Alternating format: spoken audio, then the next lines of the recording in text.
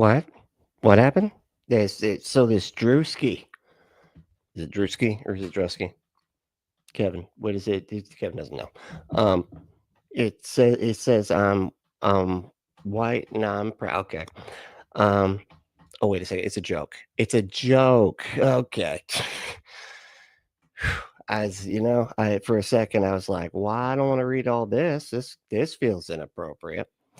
So anyway, there's this dude, this comedian named Drewski. Drewski. So I can't remember. Somebody corrected me about it, and I already forgot. But and he dressed up like a white guy, and he's a black guy. I guess I should have included that in the intro there.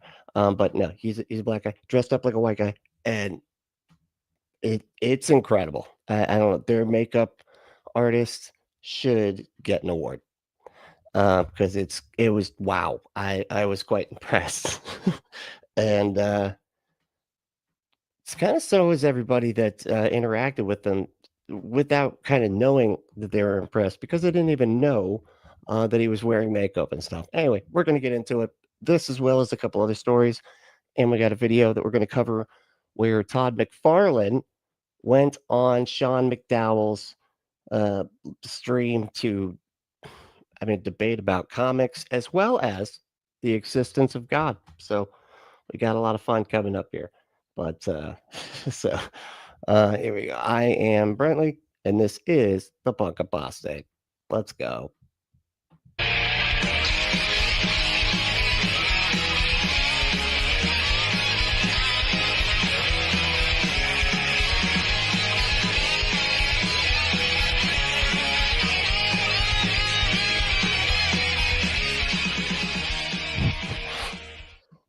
It's so weird that they call it white face because that's not a thing. That's white face is. It's so weird when they try to flip stuff backwards and act like it's exactly the same both ways. It's not. It's not. That's just when you're a minority that and the reason that blackface exists. Let me just preface this real quick. The reason that the concept of blackface exists because for a long time, black people were not allowed to act. So you had white people putting on blackface and pretending to be black people in the most disrespectful way possible. That historical context doesn't exist in the reverse. So not a thing. Whiteface, not a thing. So that's why it's not a big deal. But this is from TMC. Thought they kind of talk about it and sort of put all the little clips together in a way that I think could be kind of fun to cover. So here we go. Let's check it out. This is it. Let's see if I can. Here's the love. Here's the honor. If you can't come in her, come on her. Oh my God.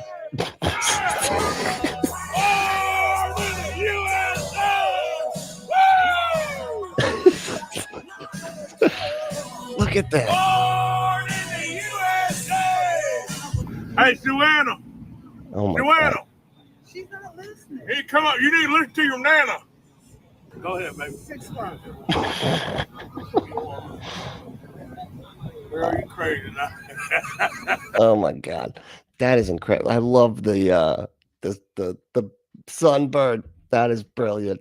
It's like, my goodness, that is so ridiculous. All the tattoos. And the crazy thing is, and I don't know who this lady is, if she's just like a normal lady that he got to like sit on his lap and like it has tattoos that are as real looking as his. Pretty incredible. Anyway, there you go.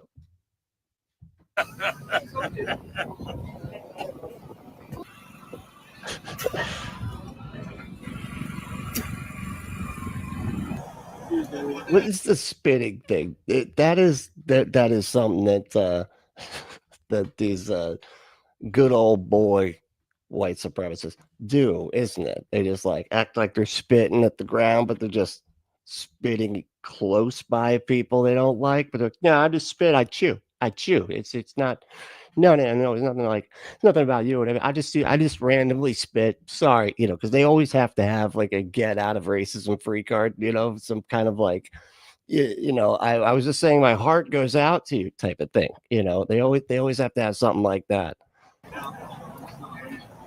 Hey, Mima. How you doing, baby? Mima. How you doing, baby? What the All right now. How did they do it?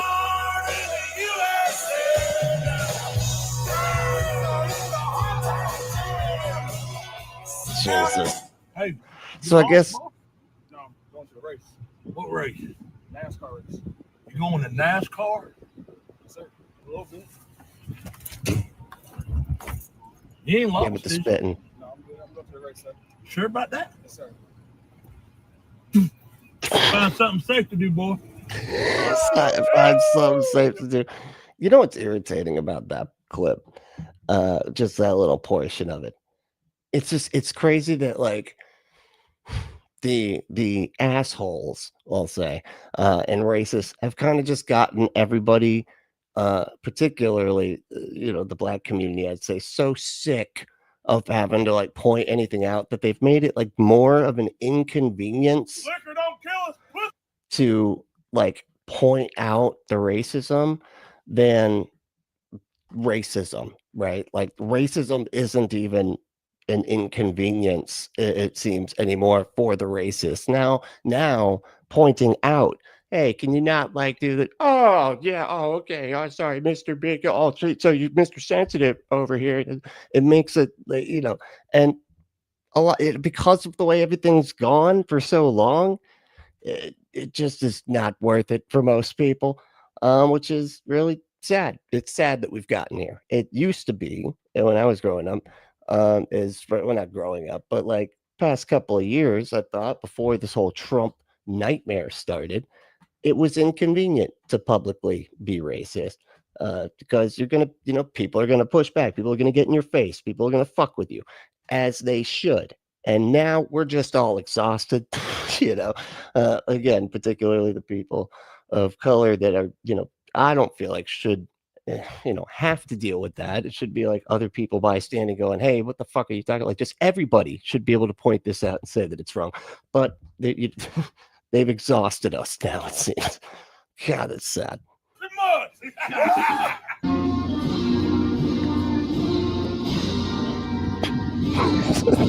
This cowboy hat over his heart.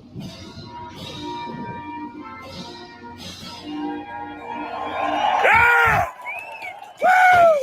I love how they had to like skip forward because you're not, if anybody's to buy that he is who he is, you can't say words during the cult song or whatever, the American cult song. You have to be respectful. Got to be respect to the flag and the anthem. Okay, you can't be talking during that. You respect that song and that piece of fabric. Bring on the troops, baby! Oh, there we go. Bring on the troops. Dan Arthur. I guess he said, "Bring home the troops." That was probably the most inaccurate thing that Drewski got here. No, they're like, send the troops to more countries and blow them up, blow them up, blow them all up. That's us. We're conservatives. We like blowing people up. Dan Arthur. Oh, South Dakota. Yeah. Jeez, look at that.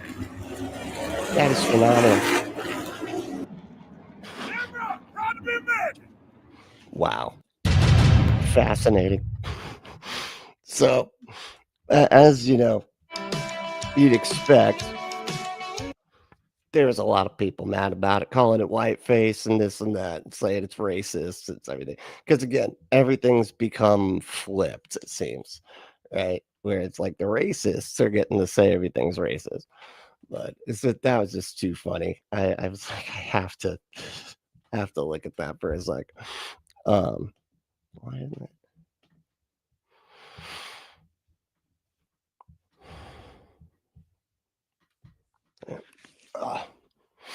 Let me see if that fixed it. There it goes. So I guess he's done stuff like this before. And I'm very unfamiliar with this dude. I feel like I've seen his face though. Let me see what he actually looks like. There he is. That's the dude. Look. I'm just gonna leave it small for a minute. Of course, we got ads because. No, that ain't red. Red. I'm chilling. Oh, I guess he is white. That's funny. Where is he looking normal? Like, I just wanted to see a normal picture of him. Do they show that? Oh, there he goes. That's what he looks like typically. I'm like, Jesus, he's white in that one as well. So I guess, like I said, he's done this before. It's just kind of funny to see the Twitter freak out. I'm sure everybody's been looking at that sort of thing. I don't really go on Twitter too often, but it was fun to kind of just peruse this little hashtag. But yeah, how's everybody doing? Y'all feeling all right? Doing okay? And I don't usually do websites, but I thought it could be fun. Right? Let me see here. Where are we at? Oh my God, I did the whole thing like that. All right, there we go. But what was I saying? Oh, and I got this other video. Check this out. This is crazy. How's everybody? Oh wait, but hold on, before we get to that, how's everybody doing? Doing all right? Who won today? How long has it been? Just a couple minutes. 11 minutes. That's about right. Pandora's Pinata won. What's up, dude? So 2 streams back to back. I feel like I'm being spoiled. That's right. That's right. 2 streams. If you remember, you know, you got 2 streams. But that's you know, that's only for members. This is the first one for all the normies. Okay. You know, that's it. Hey Michael, how are we doing? Michael, a second. What's going on, dude? And this one was like last second because I totally forgot to schedule it, mainly because I didn't know how long the other one was going to take. So I was like, hold on, let me just, you know. So this, I gave everybody like 10 minutes. That's why it's like nobody's like, oh, Hellbound Hillbilly, what's up? What's going on, dude? Doing all right? Hell yeah. Let's see here. Hold on, Hellbound Hillbilly said, if you can find it, check White Like Me from Eddie Murphy. It was an SNL skit with a similar theme. I remember that. Yeah, that was so funny. That was hilarious. Well, the guy, like, he something to do with him, like with the newspaper, and he was just like, oh, you could just take it. And he's like, what? No. He's like trying to pay him. No, just go ahead and take it. It's not a big deal. It's not. He's like, it's not a big deal. What do you mean? It's so funny. It was just like all the little, you know, privilege that Black people don't even know about, you know, back then. It was funny. Ambushed Apostate. What's going on, dude? How you doing? Hey, Bunk. Hey, you. What's up? Drizilla's here, of course. Drizilla was just there a second ago, too. So it was kind of cool, right? Let me see here.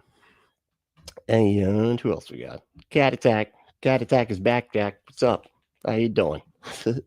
Oh, yeah. And we've got 20 go to 10. How you doing? What's going on? What are we up to tonight? I don't know what we're doing tonight. A lot of stuff. I don't know. Just hanging out, really, you know. But we are going to get into a like this stream that Sean McDowell had where he had Todd McFarlane. I don't know. I like Todd McFarlane. Well, I like his art anyway. He's really, really good at drawing. His art is like crazy detailed. It's like cartoony, but detailed. It's hard to explain, but it's really good. You have to check it out. Like Spawn, the old Spawn comics and stuff. He created Spawn. Super good. Love it. Jasper, how you doing, dude? What's up? Oh yeah. And let's see what we got. And Nanny Baba. How you doing, dude? Doing all right? Yeah. Oh yeah. Cool. All right. Let's get into the Todd McFarlane thing, right? Let me switch this back. And I'll share the other screen. And then I got another kind of like another thing at the end where we're going to talk about Joe Rogan getting something wrong again. Go figure. Something really wrong, though, which is kind of funny. So we'll do that in a little bit. But that'll be kind of what we end off with. But, don't be shy in this interview. So this is, like I said, Todd McFarlane went on Sean McDowell, which makes perfect sense given, like, you know, I always joke about how Sean McDowell looks exactly like a child, or like, well, not exactly like a child. He looks like he's somehow trapped between a body swap of a child and an adult, you know, those movies where there's a magic jewel and the bodies get swapped. But like something went awry and I don't know if somebody stepped on the jewel, whatever, something happened with the jewel and they got stuck into the same person. And so he's like half of both somehow. That's what Sean McDowell looks like to me. But yeah, we're gonna take a look at this. Let's see what it's going. It's like 2 hours long, so I'm gonna skip ahead I'm going to try to get to the God stuff. I was hoping that he would have chapters, but given that this is so recent, I didn't have a chance to really take a look at it. But here we go. Push. Do you respect Jesus? I don't think he exists. So what's the rule? I play would just say sports. I I would- play sports. This is another reason I So- can't go there because nobody's told me how the rule book works. Let me come back to the rule book. All I'm saying is when we say, Why yeah, does he need? I Why does did he that. need me to bend the knee? He doesn't need you Okay, to do then why does he punish doesn't me need for you to not do doing it? Then? anything. You said you're going to your grave not believing in God. It's a never. It's a never. I run into, unfortunately, people who go, it's 100%. There is no doubt. I can't go there. Here's why I can't go there. Todd McFarlane is one of the most successful and influential comic book creators over the past half century, creating both Venom and Spawn. Co-created Co-creator. Venom. See, you like irritated. I co-created Great Venom. It was a co thing. You know, me and the other guy were doing it. I don't know why people have trouble with this. I co-created them. Okay, it's important to give respect about stuff like that. Of Venom. Co-creator, Right, yeah. transforming the storyline But 100% of Spawn. and artistry of Spider-Man in the 1990s when I started collecting. Created McFarlane Toys, one of the top action figure manufacturers in the US. You're a collector of record-breaking baseballs, which is fascinating. A devoted father and husband, married to your high school sweetheart. I married my high school sweetheart as Oh. well. I thought that was kind of fun. Okay.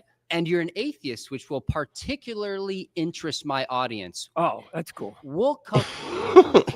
That's what interests his audience. Like, who's this guy? What's a Venom Spawn? What is that? It almost sounds like Spawn of Satan or so. I don't like that. That's already just kind of weird sounding. I don't know if I like all this. But the atheist thing, let's get into that. I don't really care about all this newspaper comic strip stuff. Back to some of that. We're going to explore your beliefs about God, the afterlife, the supernatural. I want to start with your backstory, but first off, honestly, And Yeah. before we get going, can I just Do it. add, don't be shy in this interview, right? Okay. Because I right. think I watched the interview with you. Godspeed said he created Spawn, but I should have known about Venom given necroplasm acts like symbiotes. Is it real? Wait, is necroplasm like a part of Spawn? Is necroplasm in Spawn? I don't remember that aspect. Unless you're just joking. Are you doing a joke? Is that because you're talking about like a Ghostbuster kind of slime type of situation here? Like Slimer who eats way too much food and gets everything everywhere? No? Misinterpretation. Sounds like God. What's up? It's good to see you. and Rob or something. Yep. And one of your comments was that somebody said, I wish you had pushed him a little bit more. Okay. Right. So push. Okay. Right. Today's a push. I'm good. I Today's a push day. You know, it's pushing day. got thick skin. I'm good. Like He's like showing you. See, look how thick it is. It's like, you know, I guess you can't really tell the thickness when you look at it this way. Here, you know, does anybody have a razor? Let's get a razor out here. I'm going to show you this stuff. It's like leather. You don't even know. let's make this. I don't want one comment to go, Sean, you didn't push him enough. Right. Okay. That's it. That's Fair all. enough. All right. You call it at the beginning. It's funny too, because like he's already seeming differently than I remember him. I remember him from the Spawn movie. I want to say, was it the 90s or was it either the late 90s, early 2000s? It was a long time ago. Okay. But that movie was awesome. I love it. And he starts out the movie and it's like it does this like with an introduction from Todd McFarlane at the beginning of the movie. And it's like this, like it almost ruined the movie for me because he was just so cheesy, trying to be so dark. And it just like, so when a dark voice calls out to you in the middle of the night, what are you gonna say? And it was just like, oh my God, just stop talking. Don't don't do that. Just have a voiceover or something say that, or just put those words up on the screen and just be like, "Hi, I'm Todd McFarlane. I created Spawn." Anyway, see, and enjoy the movie. That sort of thing would be fun. But that whole weirdness, trying to be too serious thing, just totally threw me off. I love it. We'll jump in there and we'll get to that. Sure. First thing I do, It was 90s. Okay, thank you. I want to personally thank you because I started collecting Spider-Man in the early 90s. And the way you drew Spider-Man, I bought this issue 300, just like it right off the newsstand, just captivating. I used to have that T-shirt of this Todd McFarlane draw. Like, love he's so detail oriented. Like, you really, like, the webs are like a million different strings all wrapped into each other. It looks so cool. I don't know. He just has a really unique style. Me, the amount of joy you brought me. I brought my sons today. I met them earlier. Spider-Man. Yeah. So you brought good people. more joy than I can even calculate. So I just want to start by saying thanks for what. Just with the Spider-Man thing. He's not, you notice he's not thanking him for Spawn. Thanks for the demon superhero. That was wonderful. The guy, the mercenary that sold his soul to the devil. to then turn around and fight Malbosia and his what anyway. But awesome backstory too. I love the story behind Spawn. You doing for who you are? Well, I appreciate that, Sean. Let me tell you though that what you're saying was the exact same thing that happened to me when I was collecting and buying, right? Like I was being inspired on a lot of different levels by books that I was buying, and the person drawing it was thousands of miles away. They were never going to meet me. I never met any of them. They had no idea that this work that they're doing in their room by themselves was impacting people. So it's always interesting when you do it because I relate to it. Upside down cross in the back. That's odd. It's like the cross of Peter or something. That's a Catholic upside down cross because he got crucified upside down. And it's not sacrilegious. It's pro Peter religious. So not from like, oh, thank you, because my 15 minutes of fame has lasted too long.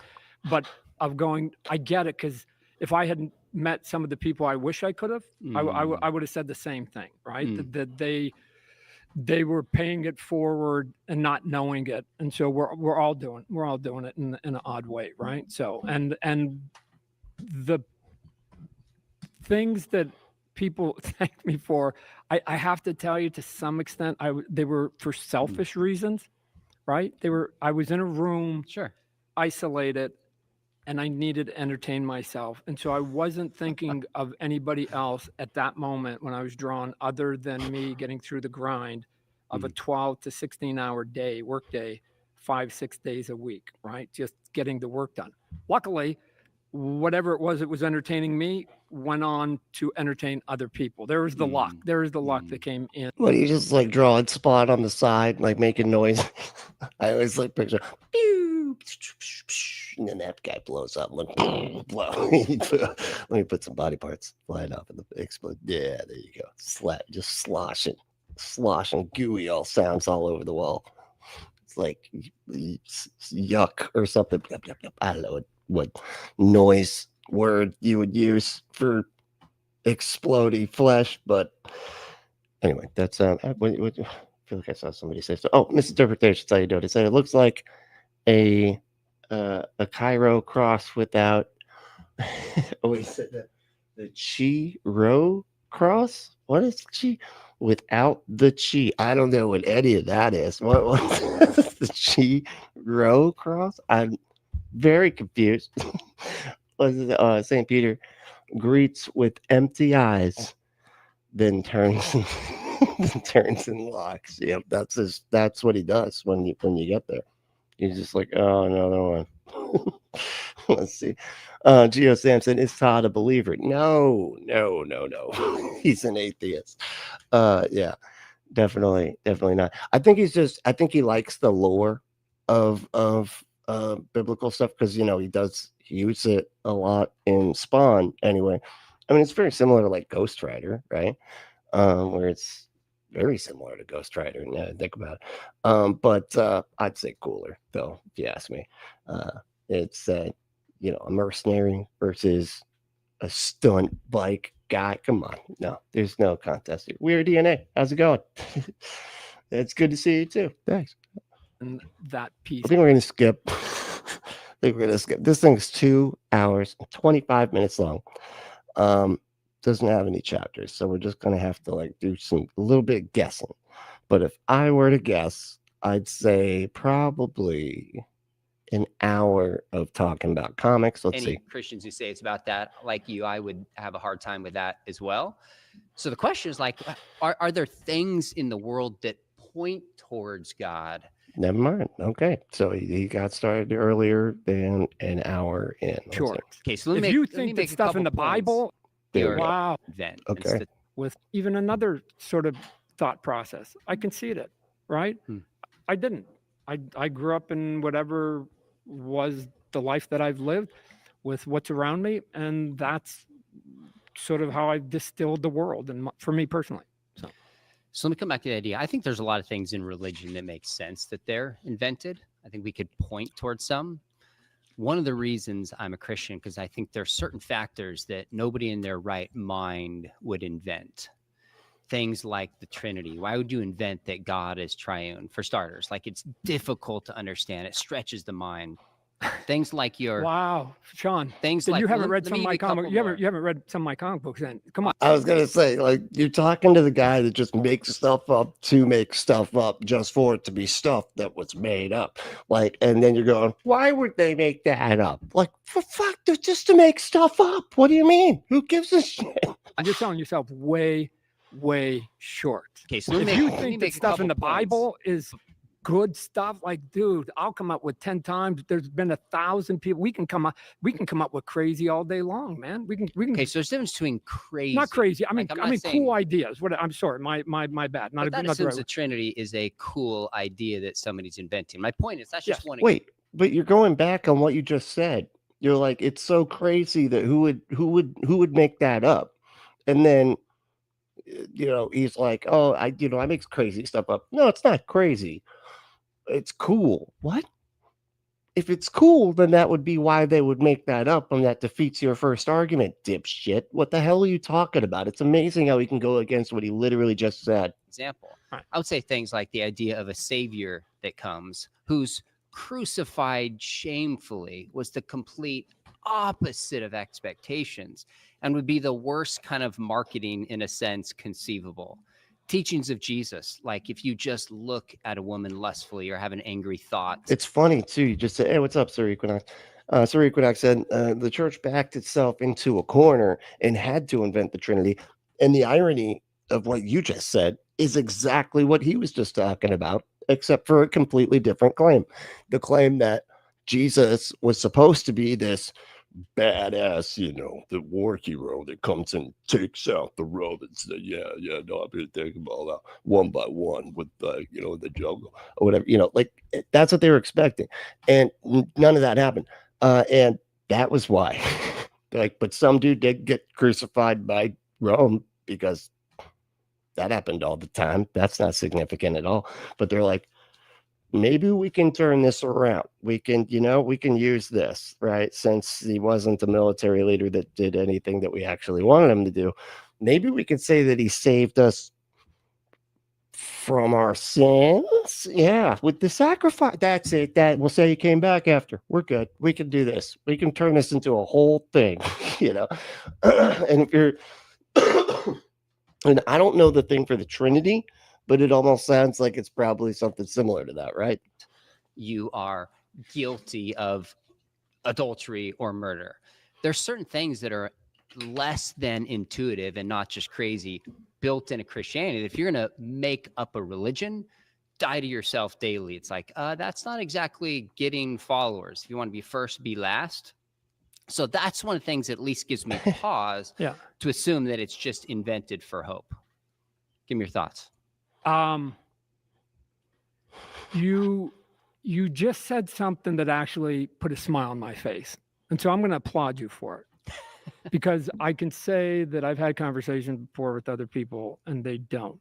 you at least gave the phrase gives me pause. In all honesty, Sean, when I've had any sort of meaningful conversation with somebody that's really like, just go to 99.9% there and leave at least that much doubt. Just give me that. But I run into, unfortunately, people who go, it's 100%. It's true. There is no doubt. This and that's I can't go there. And here's why I can't. agree. I can't. Here's why I can't go there. I'm just gonna just use the reasoning and rational that I have right here. It can't be true because we're here thousands of years later with human beings, and there is not one God. Like if there was empirical truth to anybody's God, not yours, anybody's on the planet, empirical truth, and let's define empirical. The definition of empirical truth is that every human being would come to the same result.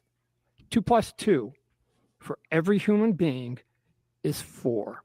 The bump between our two eyes, once you define it, is a nose. And if you put your hand in fire long enough, unprotected, it will burn. There are empirical things that exist that are out there. Okay. Which means that if there was... So that's an interesting...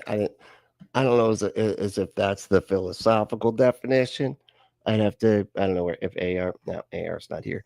But I'd have to ask him about that. Because empiricism, it's like the basis of... part of the basis of science or whatever is the demonstrative aspect of it, as far as I understand, right? You can demonstrate it to people, and that's what makes it empirical.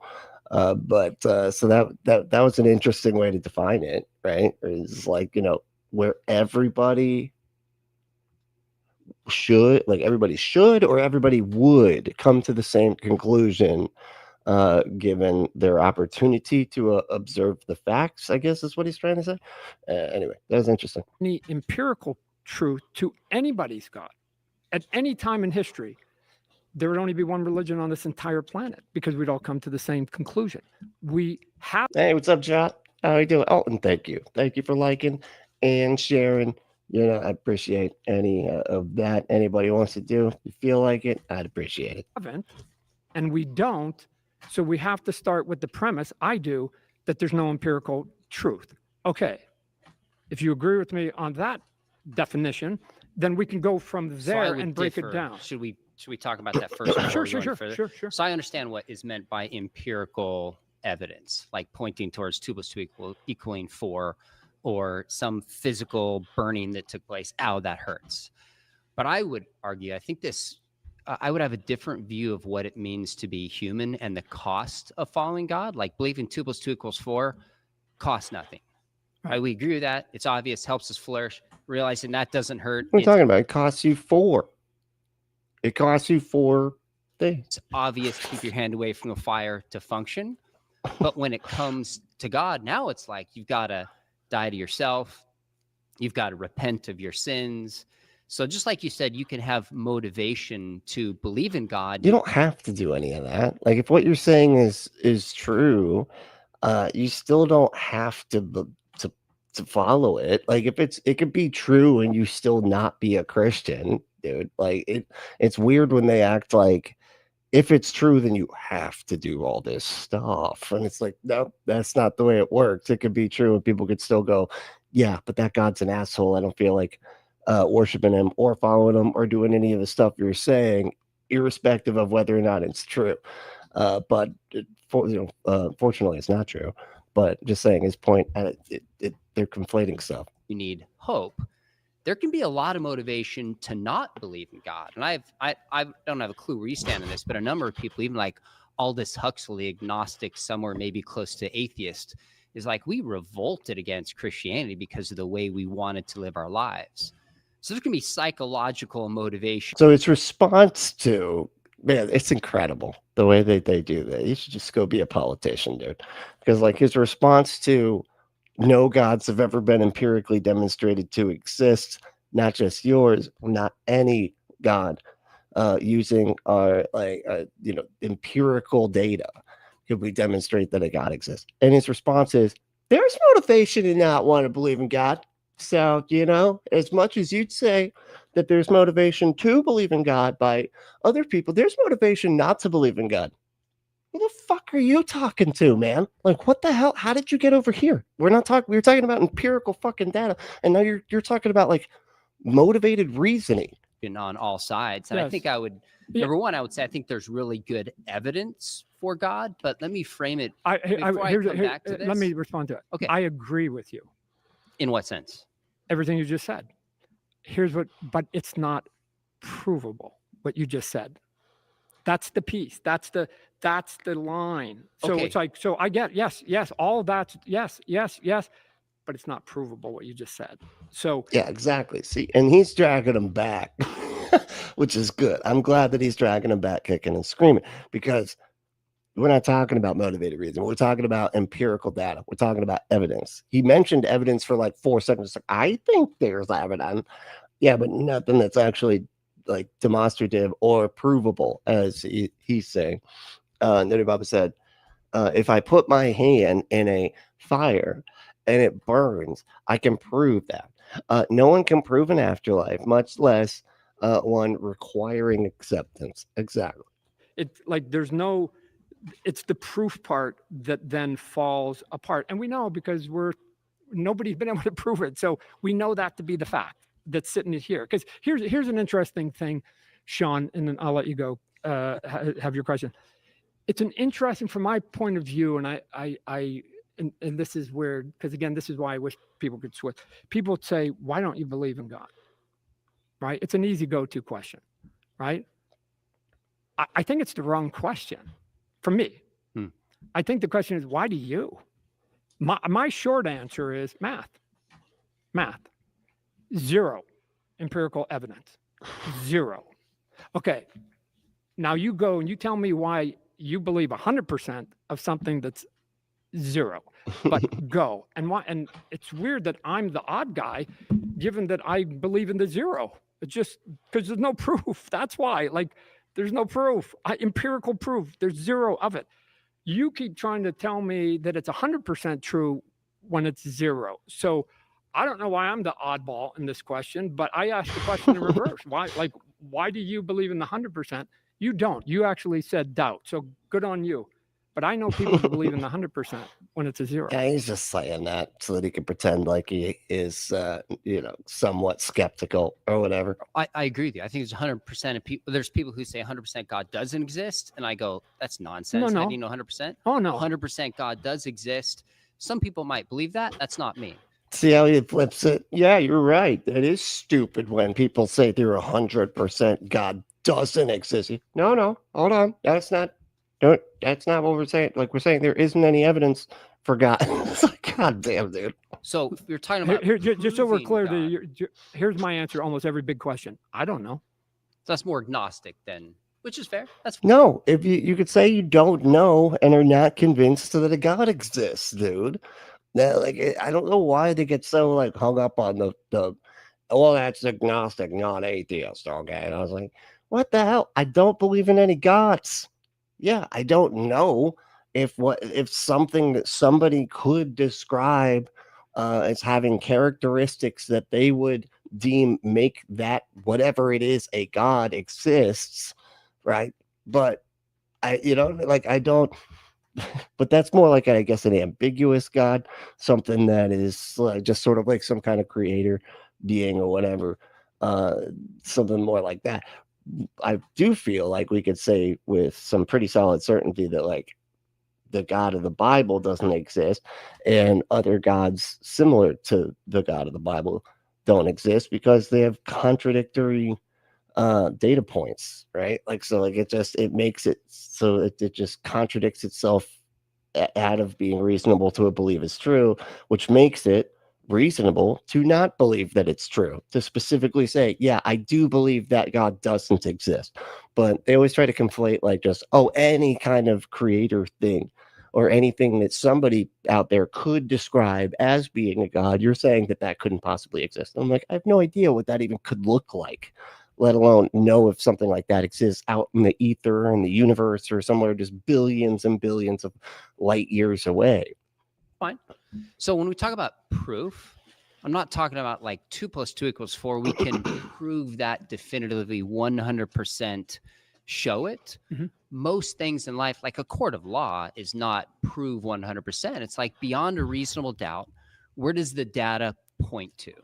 Yeah, but they're making a particular claim, and the reasonable doubt side always, and people are disappointed about that a lot of times because you're not able to prove that somebody is in fact guilty because that bar is so high. So, like, using a court of law is actually not going to help you here. In fact, it would help the atheist or the agnostic a lot more because the courts are a lot more inclined to say not guilty. They won't say that that like innocent, right? But you don't need to. You can just say not guilty. But that's that's because there's only enough evidence that's to suggest that that there could be the case that they're not guilty. Like, we don't have enough to say that they definitely did it or whatever, which is very similar to your God, or not your God. I feel like we do have pretty good evidence that that God doesn't exist, but like an ambiguous God too, whatever. We say we don't have sufficient evidence to demonstrate that that is true, and so I'm not convinced it's true, and I am agnostic for that God existing because Gnosticism and agnosticism have to do with knowledge, which is a subset of belief. But theism and atheism have to do with belief. And if you do believe in something is true, that is a positive claim of belief. And so that would be theism. And not only is theism, this is why I get irritated when they go back to the agnostic thing, because like theism is a specific God. They're not saying that they do believe in some ambiguous God, right? They're saying they do believe in a very specific God, the Jesus one and everything. So, not being convinced that thing is true is really reasonable, seeing as how they're pretending they have all this information about it that they can't demonstrate even one iota of how they know any of it is true. So for me as a whole, when I look at the world, and we could talk about some of the pieces of evidence I find compelling, you can give me your 2 cents, but I'm not saying do I have 100% that this is the case. I look at the world and go, what makes the best sense of how we're here and our moral sense and the origin of life and the fine tuning of the universe and the math? What makes the most sense For you. That's what I mean. Well, so when you say for you, yeah, I mean because it makes because I hate it when they say makes the most sense, because it's like making sense actually means stuff, right? Like it can't have like it needs to actually have explanation or explanatory power, right? Because otherwise then it doesn't make sense. I can't just say infinitrons are the thing that make the most sense. And you go, what the hell is an infinitron? And I go, oh, well, there's an infinite number of them. They're infinitely large, but they're infinitely tiny. And they're infinitely, there's an infinite number of them, right? But there's an infinite number of universes that they create, whatever, just infinity in every direction, whatever I call them, infinitrons, right? They make the most sense to me, right? Because when we look at the atoms, and everything like that, there's teeny tiny little circles and stuff, just like the big planets and everything and we're probably in some kind of circular thing that's like a giant version of an atom that's like the end of the Men in Black. So infinitrons make the most sense to me, dude, but that doesn't explain anything. I just made something up. It's like a magic to act, to say, oh, this explains everything, because there's just a magical being that answers all of these questions, but it doesn't actually answer any questions at all. In fact, it just raises a hell of a lot more. By you, No, for you. we each have to assess this, of course, through a certain grid, right? We analyze, but not for me. I'm talking about what's true in the world. Like, again, if we had a court case, you wouldn't say, well, is the person guilty or not for you? You'd say, well, where does the evidence point? Is the person guilty or innocent? Do we have sufficient evidence, not 100% proof, to point towards that person being guilty or at least not guilty? Right. So it's not about certainty for me. Right. I would any Christians who say it's about that, like you, I would have a hard time with that as well. So the question is like, are there things in the world that point towards God? And in fact, I'd love to get into it a little bit and just get your sense What the hell does on that this. mean? I recently That interviewed point, 100. that point towards God. What? Like how? Like again, it all points to the infinitrons, dude. I don't know what you're talking about. It doesn't point to God. It points to infinitrons. Apologists, Christians who are defending the Christian faith. So these are professors, scientists, philosophers, theologians, historians. And I asked them this question. I said, what do you think is the single best piece of evidence that God exists? And I got dozens and dozens of answers, but a few of them kind of fit into bigger categories. Yeah, he did. What's up, Damien? How you doing? So he did draw Spider-Man. He did the Venom. I think he did covers. I don't know if he did the internal, the actual comic book, like at the inside, but he did do covers. He did this one. He did the famous Venom suit, black suit cover from way back in the day. But he invented Spawn. That's more his claim to fame. And he co-created Venom. But anyways. Does that make sense? Like, and I did like a 6-7 minute video on this. He points to Popeye, of course. That's what I don't even know why I said Infinitride's Popeye, obviously. More unique arguments, like if you actually said beauty. Dude, you see there's like this Popeye, there's like a Popeye horror movie now. It's like, did Popeye like go into like public domain or something? This always seems to happen where like something enters public domain and then immediately there's like some B-rated fucking horror movie made out of it, like the Winnie the Pooh, like the Winnie the Pooh one, This is weird, but it still looks scary, dude. Popeye is actually pretty scary when you put him in the proper context like that. Points towards God. We hinted at that earlier. But two of the top ones I'd love your take on. One of them is what's called the moral argument. And if I can, the way I thought about this is I've read Spawn, a lot of your comics. There's good and evil. There's justice and injustice. There's revenge and love. These are moral categories. Are you kidding me, man? Do you know the Spawn comics? He was a mercenary that was recruited by Satan to burn down the gates of heaven or whatever, and he changed his mind and went to fight against Malbolgia or whatever, and went kind of and he's sort of an anti-hero. He doesn't fight like he fights like who he wants, what he wants, and it's a lot of it is based off of like his own personal interpretation of whatever, so it's just the worst. It's just the worst person you could talk to about there being an objective right and an objective wrong. He's a fucking demon. Spawn's a demon, dude. What are you talking? My goodness. But he's the good guy of the story, the demon. What the hell are you doing? It all existed pre-Bible, correct? Okay, so for the record, I don't ground my morality in the Bible. Absolutely. Yeah, misinterpretations ask, can I steal infinitrons if I give you credit? Yeah, I I appreciate you asking that. Yeah, absolutely. I think it's a good example, or just a good, made up thing, because it sounds like it could kind of be something people think, right? I don't know. You can explain it in a particular way that it makes it sound like it does make sense. While just being completely made up. So absolutely. Yeah, go for it. I'd be honored. That's awesome. It's a separate question. Many people on your side do, though. I actually think most don't ground it in the Bible. We would say the Bible expresses it, but have you heard this one, though? This is an interesting one, too. Well, then where do you get your morals, Todd? What? So again, I think it's the wrong question. Okay, so that's the wrong question. Let me push back for fun on this one. Okay. So that's the wrong question, but that's the question we constantly, can you tell all the damn Christians then, Sean, that's the wrong question? Because that's the one they're still fucking asking. Like, what are you doing? You told me to push back.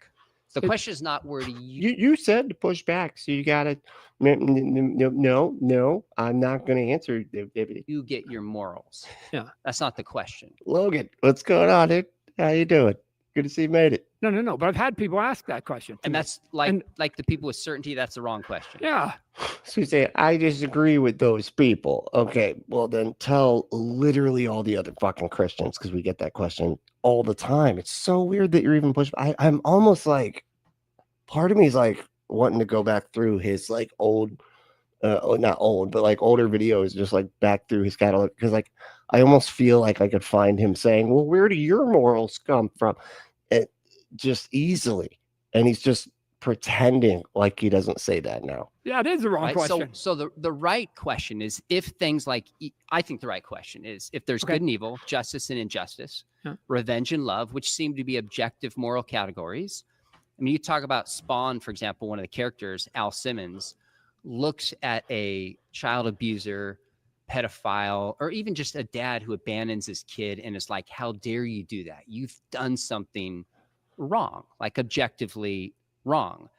As an atheist, if you're 4 miles beyond spirituality, Yeah. not where do you get your morals, but how do you count for justice and injustice, good and evil, actually being features It's of inherent. the universe It's in which inherent. we live? It's inherent. I think 97% of people inherently are good. I think people come out of the womb not acting evil. I think they're just inherently good. You think locks on our front door stop people from entering our houses? Every door on every neighborhood, I could get into a house in 5 seconds. We just are good people and we do things inherently good. Why? For me, not for any kind of gift. And the gift for most people is the afterlife. I don't need that. It's like, it's because it's just the inherent natural right thing to do. It may silly. I don't mean to simplify it that much, but there's a Christmas song, and I think it's got a great line in it. Be good for goodness sake. You don't need any other reason to be good other than just be good, because like it's natural. It's way more natural to be good than it is to not.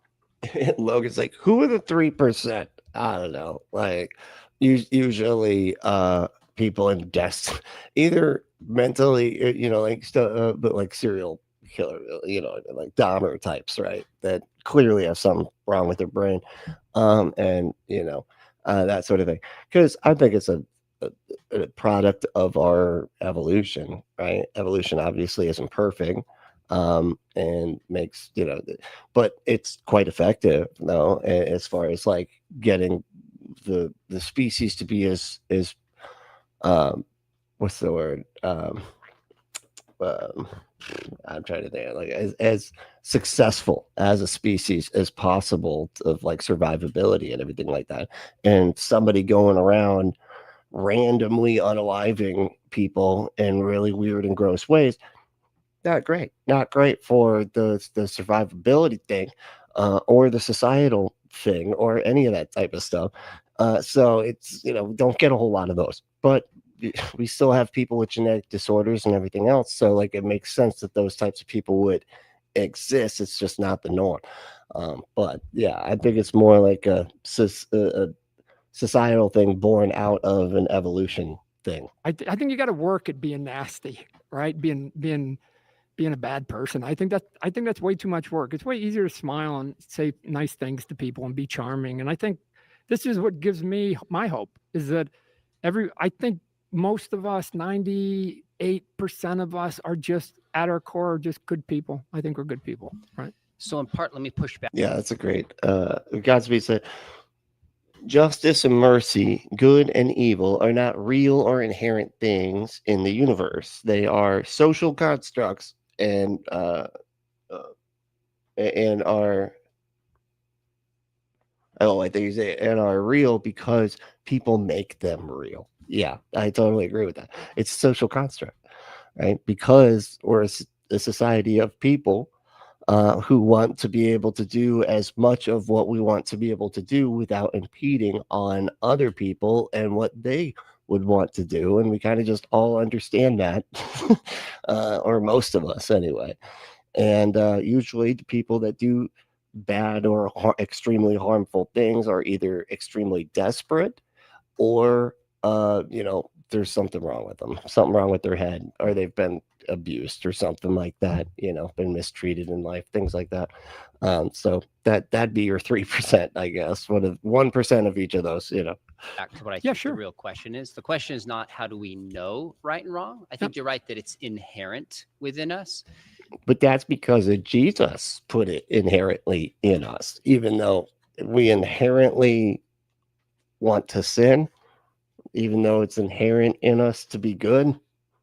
Because of Jesus, I don't know, make it make sense, John. Now, you might say that comes from evolution. I might say God wired it into us. That's a separate question. We agree that we have inherent sense of right and wrong.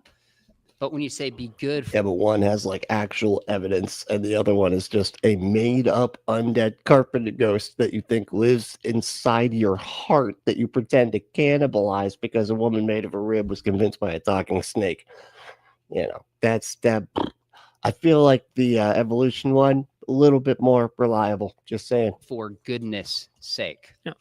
It seems to imply that there's such a thing as good within itself. And we each now- get to define that. We each Okay, so individually. Troy said he can't find his other sock. Remember, it's in the bed. Remember, you stuffed it in the side of the bed because you were using it for that thing. Remember? Yeah. No, it was good that you found that video. And you're like, oh, we got to do something. What do I got here? Just a sock. And then you went and grabbed the sock off the floor. You used it, and then you put it down on the side right now. And if you want to use something like with what Troy's doing here, just go to adamandeve.com. Enter that code word Brentley at checkout to get 50% off almost any one item. 6 free movies, 3 free gifts, and free shipping on the whole order. Go to adamandeve.com. Enter that code word Brentley. Get your butt some stuff also, or videos too, just like what Troy was looking at. So just saying. You get to define it. Then right. it's subjective. That Correct. would be a relativist ethic. Correct. It is subjective, man. It has to be. Why is it? Well, it's so weird that they get hung up on the subjective objective thing. So if you have a subjective morality, why shame the father who abandoned his kids? He goes, Todd, that's what I think is good. That's what I want to do. Why are you shaming me? That's just your subjective preference. Correct. So you don't think it's wrong for a father to abandon his kids within itself? No, I think I do. If you're asking me, do I at times pass judgment on people? Of course I do. Of course I do. I'm as flawed as any other human being. I try to limit it to disrespectful people. I try. Now again, who's disrespectful? Todd's definition. Everything is always. It's weird that he goes to like the abandonment thing too. It's like if you've abandoned a child, you're a bad person. That is interesting because like it's something that a lot of people would say that's absolutely harmful, but there are instances where it's just a much better decision on that man's part to be like, I don't need to be having kids near me. That's going to be bad for everybody, including the kid. So we might, if there's somebody that can take care of the kiddo better than I can, maybe we should do that. And it's, seems like something that is bad, but at the same time, like what's worse than sticking around and hurting the kid more, or like, making the kid feel worse and stuff throughout their life. And not having them be taken care of the right way and everything. Like, I don't know. I'm just saying, like they act like that is so absolute. Now, for the most part, I would say, of course, do your best to take care of your kids, whatever. But if you feel like you can't, then make sure that you do, you do whatever you can to make it so that they will be in the hands of people that will take care of them. Because it's not about the dad. It's not about the mom. It's not about either. It's about the kid and them being taken care of and having the needs that they have met. That's what it's all about. It's going to be my definition of it. Why? Because it's the only person I get to basically control. So yes. So in that case, somebody can make an argument going, hey, here's the reasons why the dad didn't pay alimony and he left his kids. Like, fine. You can make it like, so I just have my definitions of certain things that to me, I just go, no. So why forgive an adulterer? No, I won't. Why? Oh, this is easy. Do you know how many lies you have to tell? And each time. Yeah, that's a great point. Misinterpretation said aversion to abandoning children seems to be anthropologically positive. Okay? Might be why we have such an aversion to it. Yeah, it's exactly. There's like a natural aversion, like, oh, don't do that, you know. But it's because of, again, like our evolutionary and social programming, but our nature, as it were, if you will, per se. You tell a lie as an adult, you know you're lying. And theoretically, in the basic of like what's sort of right and wrong, telling. Try to ask not what you can do for your kids, but what your kids can do for you. Yeah, that's what are you, an evangelical? Get the hell out of here. A lie to your family, your friends, or somebody, so that you can go do something that gives you personal pleasure, and you do that for 2 years.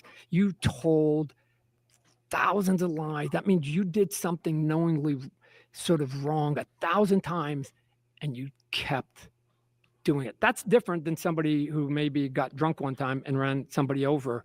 That was a one-time thing. I've got a lot more latitude, oddly, for that person than somebody who's repetitive in the wrong. And okay, but I mean, and I don't know, as if maybe I missed it, but the basis of like why these things are wrong is the harm that is done to people. I feel like we're not really that, and somebody willing to do harm to people is worse than somebody who accidentally does harm to people. That's why we have manslaughter laws and shit. Knowing as an adult, come on, man. As an adult, I give a certain level to adults. I personally expect a certain decorum from adults at times. And I think we lead and give bad examples to the youth. Jesus. Oh my God. Logan said, I tarred the parking lot of my old church for free. Child labor. My God, that's so fucked up. That's crazy. Like, all right, a bunch of 12-year-olds. I know this was banned, in like, when was it banned? The 40s, something like that. But get to it. Get to it, kiddo. All right. This parking lot ain't gonna tar itself. Okay. Jeez Louise. With our behavior as adults. Shame on us. Shame on us at times. So it sounds like you're willing to shame certain people. And I'm not criticizing you that. I think some people I'm not here to shame. actually. I'm not here to shame them. I'm saying if I was in charge, Sure. if you changed it to God, not Todd, then I'd have different rules than I'd have different rules. Okay, so let's come back to that. What I'm trying to get at is if there's a real thing like justice and injustice, or if it's all just subjective and opinion. And I'm sensing a certain tension. It isn't. Where It isn't, because we have laws. Let me clarify, and then you come back. So there's a certain tension between. It sounds like you're saying, I don't want to judge. But we have subjective interpretation of laws. Like, it's always going to be subjective. Just like his interpretation of like what he thinks his God wants people to behave like is still subjective. They'll sit there and act like, okay, yeah, my interpretation of what I think my God wants us to behave like is subjective, but what my God wants us to behave like now, that's objective. Who the fuck cares? Who cares? You can't demonstrate what the hell that even is. All we got is a bunch of people claiming to know what it is and then saying that their subjective interpretation is the objective standard of their God, but nobody can demonstrate it. So it doesn't fucking matter. If you know what I mean. And then they'll do this like back and forth thing. Well, they'll say that like, oh, there has to be some kind of God because otherwise justice. But then they'll say there has to be justice because that whatever, they like go from both sides of it. It's really frustrating. Judge certain people because that would be a wrong thing to do. We shouldn't do that. But there's also really strong condemnations within the comic book. And I agree with it. Murderers, pedophiles. Like, if it's all subjective, then they're not actually doing anything wrong. They just have their own opinions about reality. You don't like it, right? But it's not wrong, right? So it seems to me that an atheist has one of two options. You tell them if I'm wrong. They could say, yeah, there's real right and wrong, love, justice, injustice. There's a way we should live built into the world, but then they're having to explain right and wrong without there being a God. Or the atheist goes, yeah, there's no God. It's all subjective. It's a matter of opinion. It's Right. God, it's somebody else.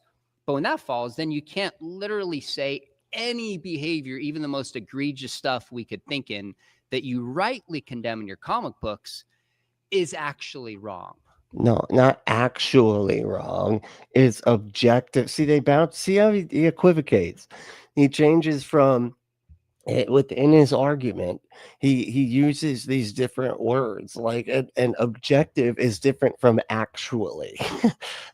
Actually wrong is something that is most people would agree that is actually wrong, right? It's still subjective, but it's subjectively actually wrong, right? Mostly because, like Todd McFarlane was just saying here, we have laws, and we've kind of curated right and wrong over time, right? When there was cavemen and they went and knocked the woman out and dragged her back to the cave so that he could have her as a wife or whatever. We don't do that anymore because that's wrong. Because why? Because enough women were like, "Hey, what the fuck, man? This is disgusting and evil and gross." And the men cavemen were like, "Hold on, maybe maybe they might have a good point there. Maybe we got to woo.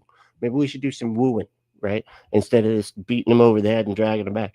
Like, maybe we should switch this up because it seems to be, they're having a lot of concussions and stuff, or whatever their caveman reasoning was. But and that just continued to happen over and over and over and over and over until we got to where we are. And now we have fucking courts and lawyers that interpret the law to goddamn death, even though a lot of times they're doing it just to give rich people everything they want, while poor people have a completely different standard of right and wrong. Anyway, but That's what I think the tension is. And for me, as someone It's wrong for that person, though. Sean, you're missing it. It's wrong for that person. So let's stay with it. The Okay. struggle for Al Simmons in this comic book isn't that he has the answers. Quite the opposite. It's, who are you, Al Simmons Spawn, to even met out these decisions? Who are you? You're not judge, jury, and executioner here. What gave you the right? You start playing that game, Al Simmons, you become a de facto quasi-God yourself, the thing that you're trying to fight against. And that's the struggle. The struggle is going, oh, so how do I do this and not become like them? And the answer is, that's the journey of this character. That's the journey of us as human beings. I love that. Weird DNA said Christians claim there they own morality is adorable. And it is, yeah. Stupid Dana said it is adorable. I said they don't understand that morality and ethics existed thousands of years before their religion was invented. And again, like, the religion just says stuff is wrong that it obviously isn't, and then says that things aren't wrong that obviously are. So, if we're going to talk about objective, holy shit, it's crazy that they could sit here and go, "Oh, my God is the objective arbiter of right and wrong," and then look at the Bible that advocates slavery, that says that women are property. It says beating your slave is okay as long as they don't die as a direct result. But if they get up after a day or two, you haven't done anything wrong because they're just your property. As well as just a million other disgusting things in the Bible, from genocides, killing all of the men, women, and children, except for the virgin girls. You keep them for yourselves. Like, shit like that is all through the Bible, but it's objective. It's objectively where you get your morals from. Are you kidding me? We constantly are trying to find balance and struggle to come up with these ideas. Yeah, the mercenary Al Simmons is more moral than the Christian God. Makes sense for us and don't interfere, hopefully, with the peace and the paths of other people we get there. But if I start asserting, what I don't do is I don't assert it on anybody. I don't assert it on anybody. I don't have the authority. I don't have the power. If you want to make me the king of the state, shoot, I'll change a bunch of laws tomorrow. Yes, I get to make it in mine. Yeah, misinterpretation said it's all subjective. It has to be. I mean, we're talking about right and wrong, good, which is another way of saying good and bad, or yay, or what was the other one? Or like that. What is it? Emotivism, whatever. Is this yay or nah? It's just like a value judgment. A value judgment. If it's a judgment, how do you have something be a judgment to nobody? That doesn't make any sense. It can't possibly be objective. That means it would be good or bad to nobody. How? That just doesn't work. It has to be good or bad to somebody. Somebody has to be thinking the goodness or the badness, and they seem to think, as long as their God thinks it, that makes it objective, but it's not. It's just the subjective interpretation of their God, of what the God wants people to behave like. But it's really just them thinking, it's just their subjective interpretation of what they think his subjective interpretation is, which makes it, subjective squared. My name, shoot, tomorrow, it's John. I don't have that authority. If I've got one regret, I don't live with regret. If I got one regret, it's that I wasn't born 2,000 years ago or 1,500 years ago. Because when you had a dispute and you felt strong and your convictions were at your core, the way you resolved it was you take a blade and I take a blade, and one of us doesn't walk away. We don't get that anymore. We don't get that anymore. Here's There's what no I get. honor killing. Exactly. The concept. Thank you. Yeah, Godspeed said the fact. In fact, value is subjective. Exactly. Yeah, that's a great way of saying it, because it's got to be not only is judgment subjective, but value is as well. I mean, there's no such thing as subjective value. Right.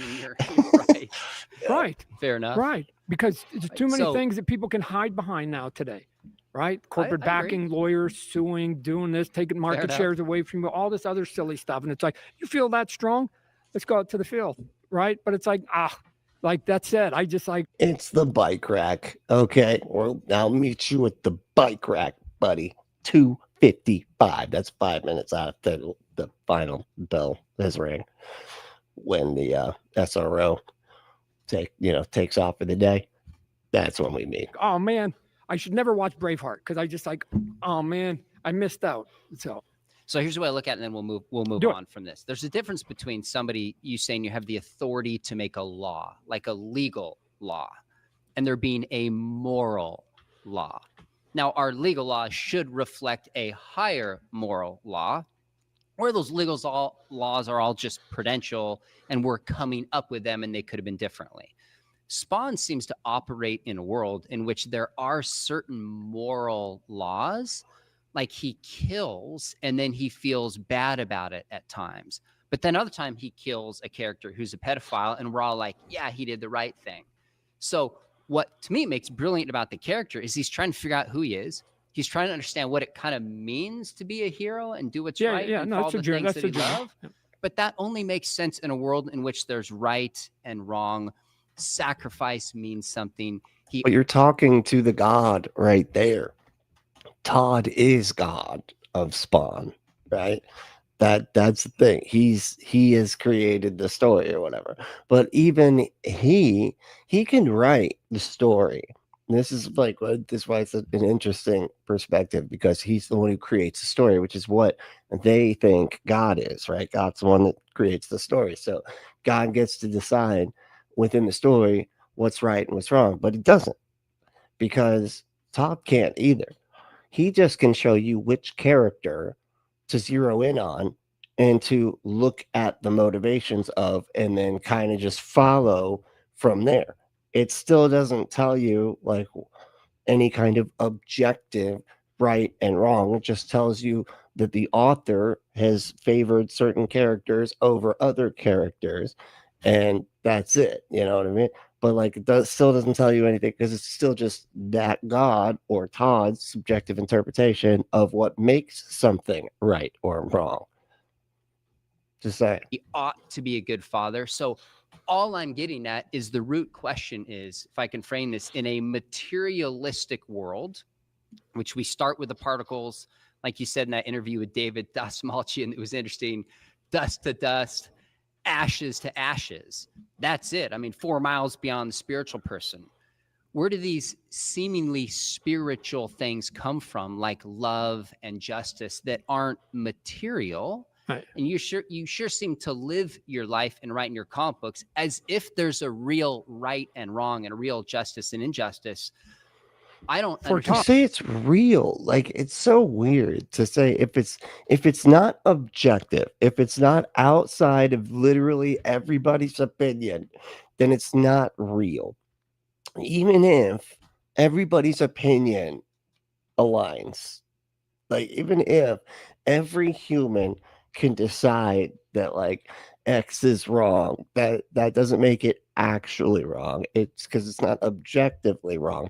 If every human's opinion is different than the gods that, created right and wrong to begin with, or whatever, which is what they're, always trying to say, even though, again, it's just that God's subjective interpretation. But anyway. And not where your beliefs come from, but how that fits within the world, or are you literally saying justice and injustice, right and wrong, are completely subjective?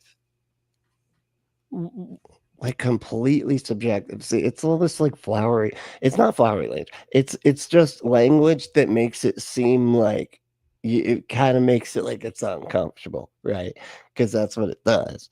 When you're like, oh, so you're telling me it's not objectively wrong, and then name your disgusting, behavior, whether it's PDF file stuff, whatever you want to call it, whatever. You're saying, oh, that's not objectively wrong, huh? You're saying that's just somebody's opinion that it's wrong. No, it's everybody's opinion that it's wrong. Still subjective, though, man.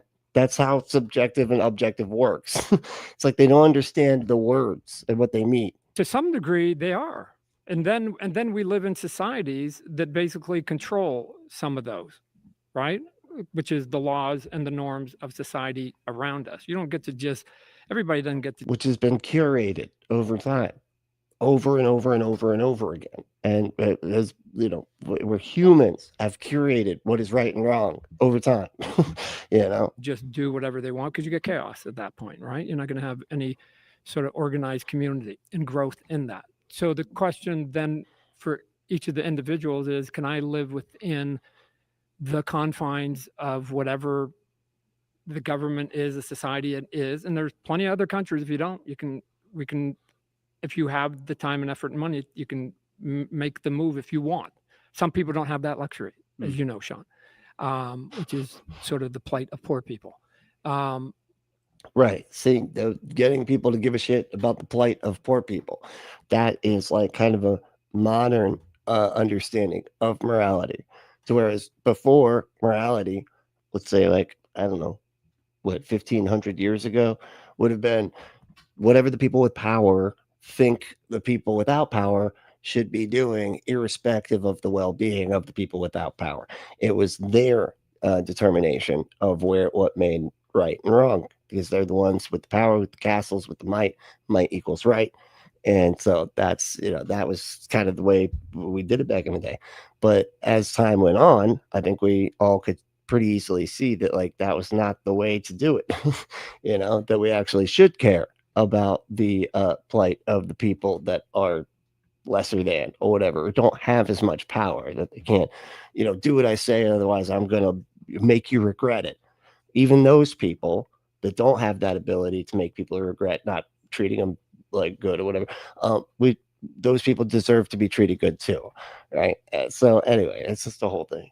So I am not advocating or anything. I'm just saying, from Todd's point of view, I'm not saying that anybody has to agree with any of it. I'm not giving a lesson. I'm here in the entertainment business. I'm just entertaining. I'm just doing it. I'm not writing a book. I'm not writing a book of laws that basically says, I believe in something because Todd told me to, right? Those are more scripture stuff.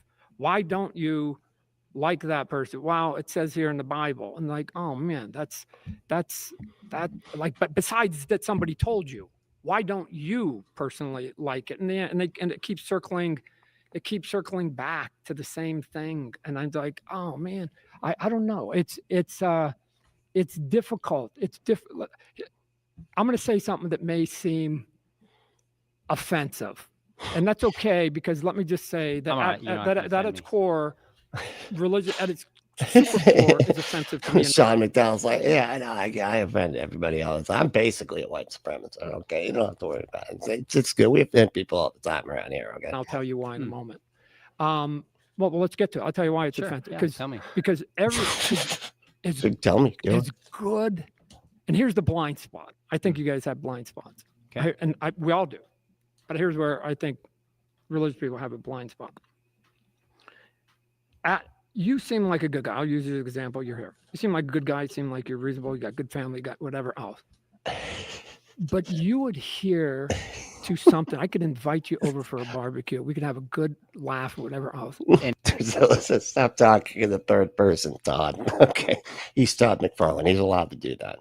He's like, why don't you smell what the Todd McFarlane is cooking?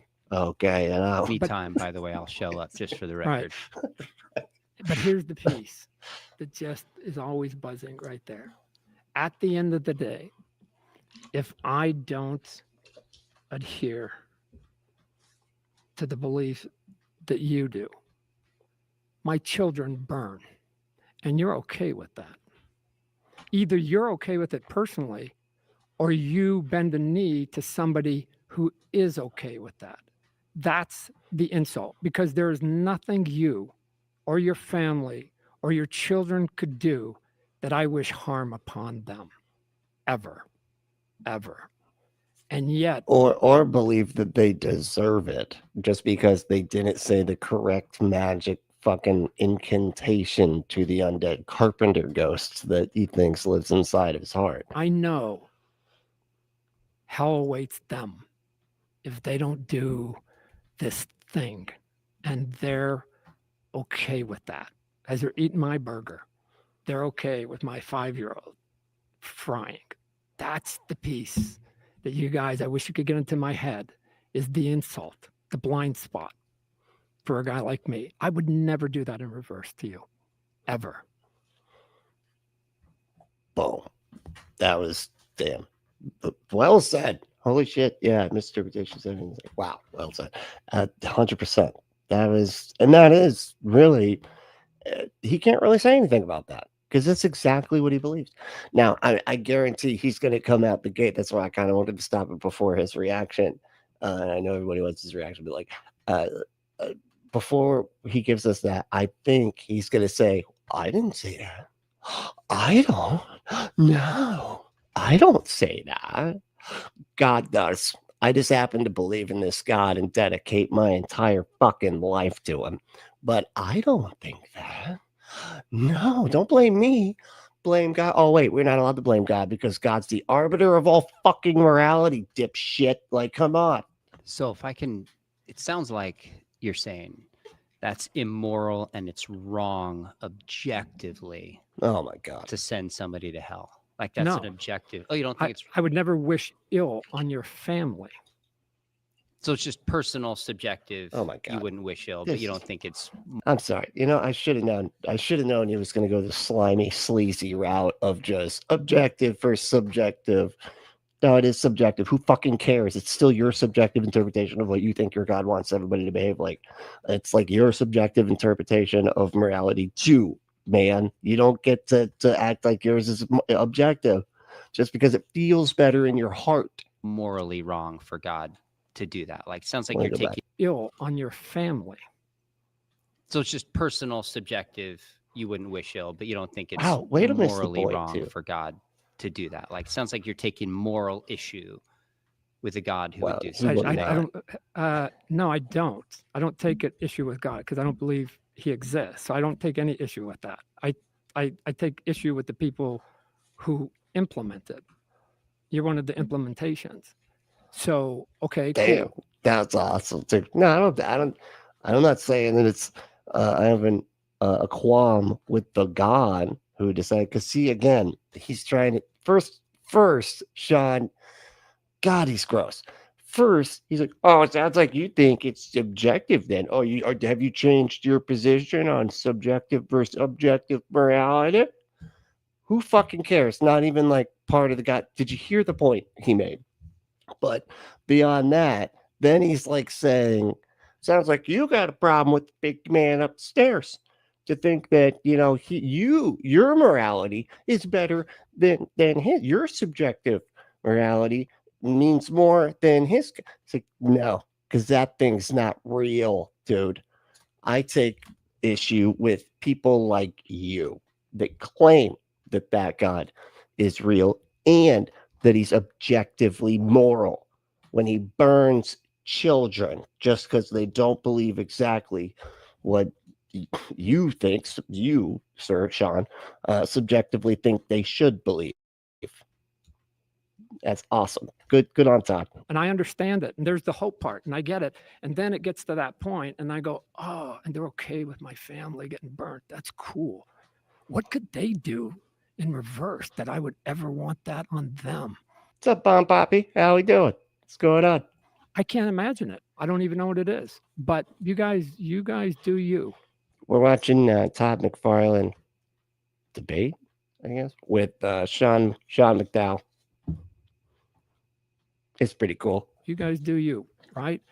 There are certain lines that get crossed, and this is the switching on and the switching off, right? I don't believe in miracles. I don't believe in miracles. Can we right? come back to miracles? Yeah, Would that sure. be okay? Sure. So In other words, shut the fuck up. We're going to talk about what I want.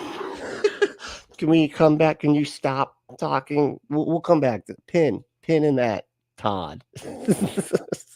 In other words, shut the fuck up about the miracle thing. do you think hell biblically is physical, where people are burning? I don't You've exist. It described doesn't exist. No, from what Christians believe. You think Oh, we yeah. believe that hell is a physical burning place.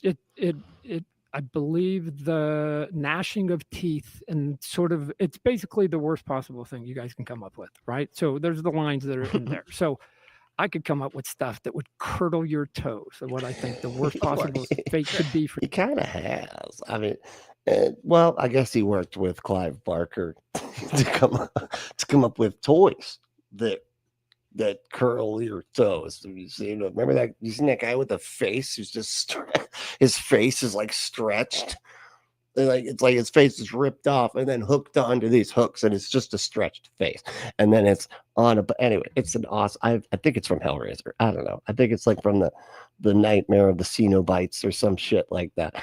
But it's horrifying. Holy shit! your children. I would never say it out loud.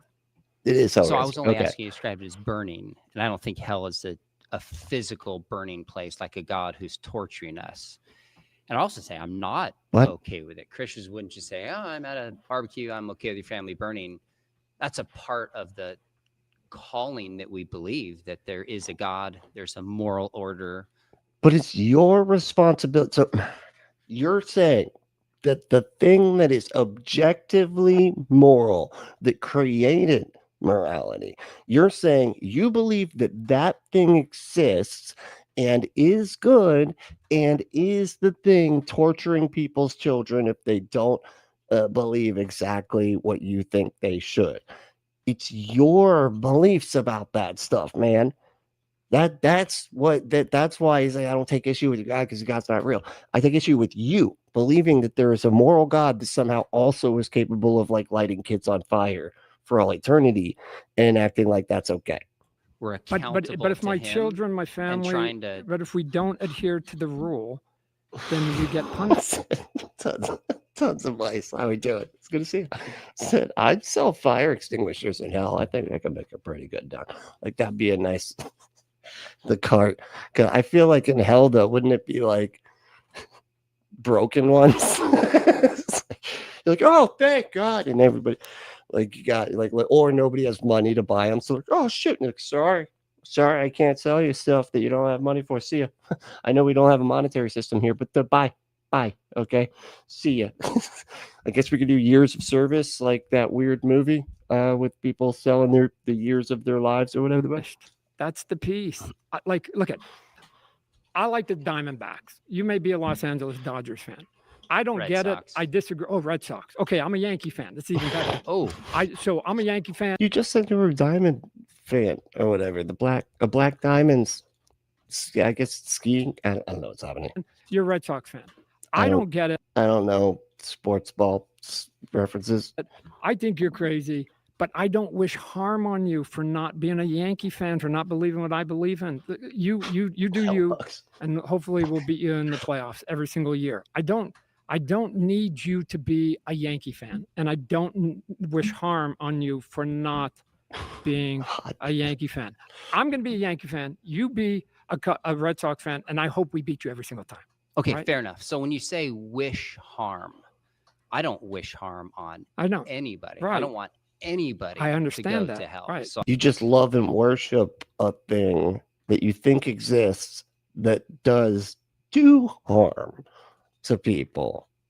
So like you get how like trying to get out of it with this weird I don't wish harm. I just love the God that does thing is weird and does not absolve you of responsibility in the fucking slightest. I don't But- wish. Right, but the guy you advocate for, it's in the scripture, which is I've been told is perfect. So it's like it's in there.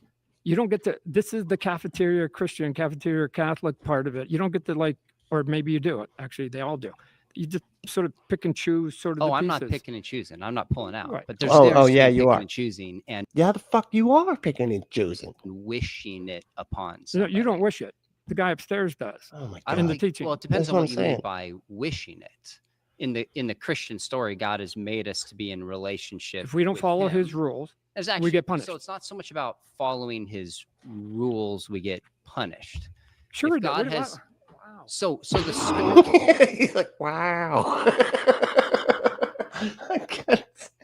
I gotta say, this is making me like Todd McFarlane even more. I missed So it. the story. And I already liked him quite a bit. Other than that nerdy thing at the beginning of the fucking Spawn movie that threw me off. Got him. He shouldn't have done that. Other than that, love the guy. Would be that God made us for relationship with him. So we can know God and we can know others. That's the purpose of life according to But everybody Christian doesn't get in though. understanding. Everybody doesn't get in. well, though. just let me take a step back. So I agree with that. But what does God wish? It says in 2 Peter 3:9, God wishes that we would turn from evil and turn towards repentance and be saved. That's God's desire. Right. That's God's wish. Right. And you said But earlier, he could fix that. But he could but- fix that. I don't understand. Okay, maybe. Let me come back to that. Maybe he could. Is he all powerful? Yes, but he limits his own power on purpose so that because he's got to follow the rules that say sin can't get into heaven because of free will. It's a free will. Then shut the fuck up. You said at the beginning, why doesn't God just give us free will and let us choose and let us live? That's exactly, in a sense, what the Christian story says. God didn't make us robots. He didn't just make What's us the free will? meat. Free will is we have choice. Oh. God allows you to believe All right. or not believe. So let's talk about the choice Okay, so Let's talk, before we because I get think this there- is another blind spot. But Okay, fair we'll enough, but get back befo- to it. Before we get there, at the root of the Christian story is that there's a God who's made Worship us Spider. to know him and to know others. And some ways what's powerful about that is you I mean, in a lot of ways, I worship Spider-Man too. I watch all of his shows. I watch all of his movies. Sometimes I get an entire channel stars just for one Spider-Man movie that refuses to be on literally anything else. I don't know what the fuck is going on. Why did I have to get stars for that? And it ended up being worth it because Stars is pretty good. But I couldn't find that movie anywhere. Anyway, me too, Damien. That's all. That was all for that. talk about the most important thing to you is relationship, your wife and your kids. It's what you reserve love for. Christianity would say life is about relationship. It's with God and it's with others. But to be in a relationship with a holy God, we have to enter into, on, you might say, God's terms, so to speak, Why? rooted in his Why? character. Why? Because God is holy Why? and God That's is just. the peace. Oh man, He's just he's just, is he? Okay, so define just, because this is where it gets so stupid. Because if he gets to make the rules completely unfair, justice means nothing, and if it doesn't have anything to do with behavior, and it just, you can say the magic words at the end of your life, even though you've harmed people irreputably over and over and over and over throughout your life, but you feel bad about it, and you ask the wizard for forgiveness and invite him in your heart, and then pretend to cannibalize him like a totally normal, rational person, then it's fine. You get to go to heaven, and somehow that's fucking just. What the fuck, man? Just means nothing at this point. And neither does morality, neither that they literally make all these terms that they want to sit there and say are objective. They make them completely and utterly meaningless. Man, that's the piece. Why the ego, God? I actually hope. Can I? With great incoherence comes great faith. That was good, Gio said. That was good. Tell you, Sean. Sure. I hope I am dead wrong. I hope I am dead wrong. I hope someday I get to meet this maker of yours, because I'm going to have a conversation with this person. And he's not a person. Okay, he's on the end. I got to tell you, Sean, even if somehow he says, Todd, I know you. I've known you since, I know this is how you, come on in. I'm not going in. There's nothing. Dan. All right, what's up, Dan? How you doing?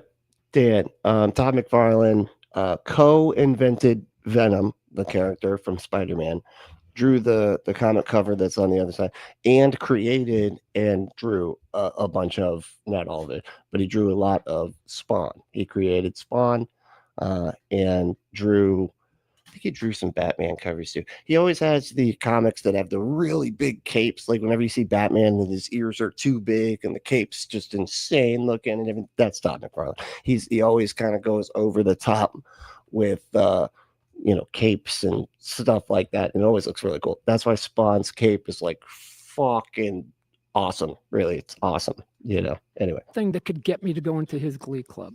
Nothing. Sorry, let me go back. I know you.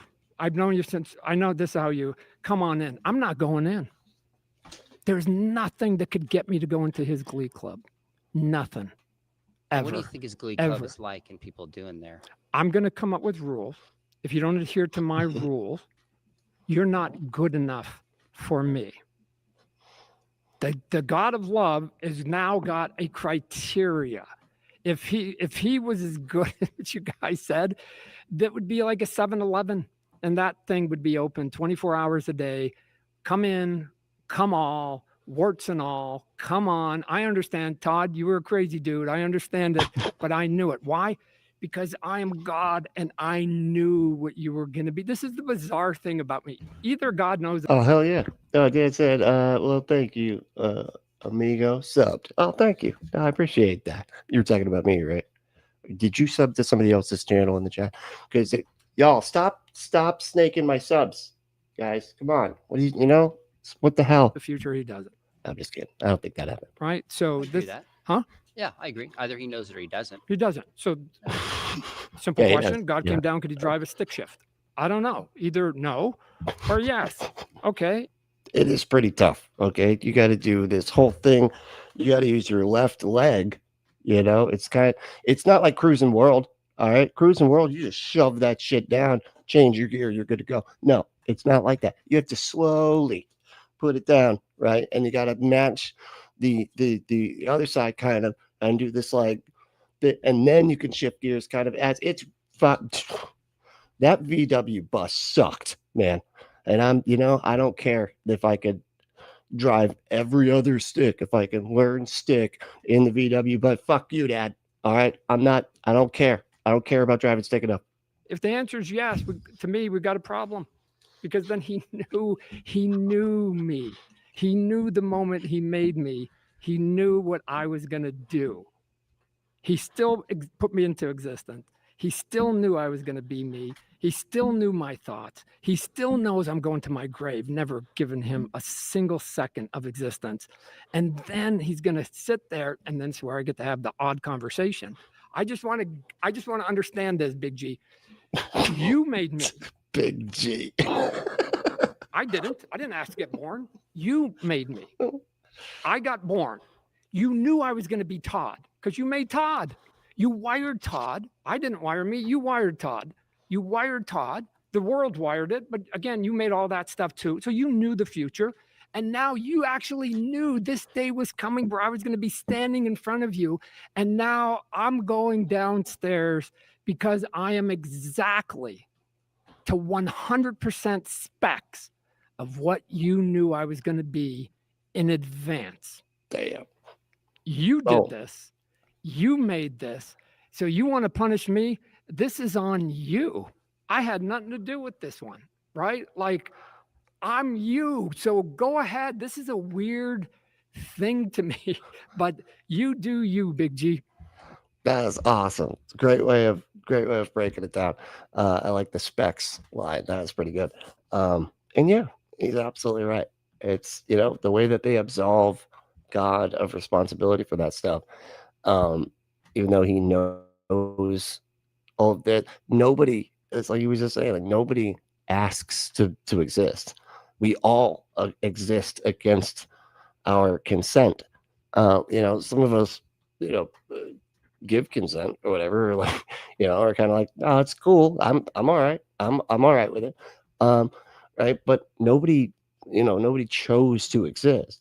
So all of it is on God. That was really well said. I enjoy that. Stan said manual transmissions are ass. Try drinking coffee at the same time. You can't. I mean, unless you can do like one of these numbers where you got the you know, you got like a ring of the holder, the coffee holder, and you can do it would still spill everywhere. You'd have to, you know, you put it in a bottle that with the top that still probably wouldn't work. You'd probably drop it. Yeah, you just can't. You can't. That's not, I don't think that's possible.